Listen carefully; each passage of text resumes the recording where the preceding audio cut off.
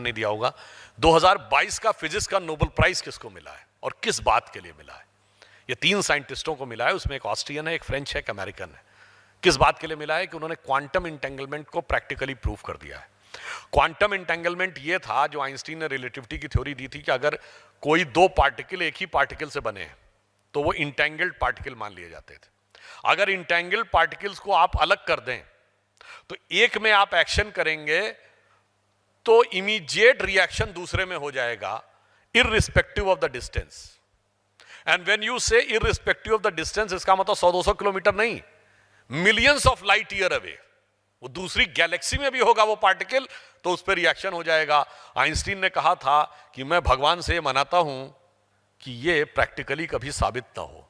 उन्होंने कहा थ्योरेटिकली तो दिख रहा है, इक्वेशन में तो साबित होता दिख रहा है, पर प्रैक्टिकली नहीं होना चाहिए, क्योंकि अगर ये प्रैक्टिकली हुआ तो ये यूनिवर्स भुतहा नजर आने लगेगा कि आप एक जगह रिएक्शन करेंगे और मिलियंस ऑफ लाइट ईयर दूर रिएक्शन हो जाएगा। ऐसा कैसे हो सकता है?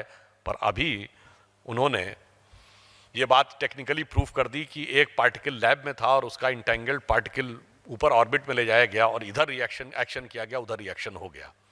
अब मैं आपसे पूछूं कि हमारे भारतीय संस्कृति का जो मजाक उड़ाया जाता था, एक ऐसी चीज जिसके लिए खूब मजाक उड़ाया जाता था, नहीं क्या पितरों को तर्पण देते हैं पितृपक्ष में, कह रहे हैं यहां से हम जल पहुंचाएंगे, पिंडदान करेंगे, उन तक पहुंच जाएगा।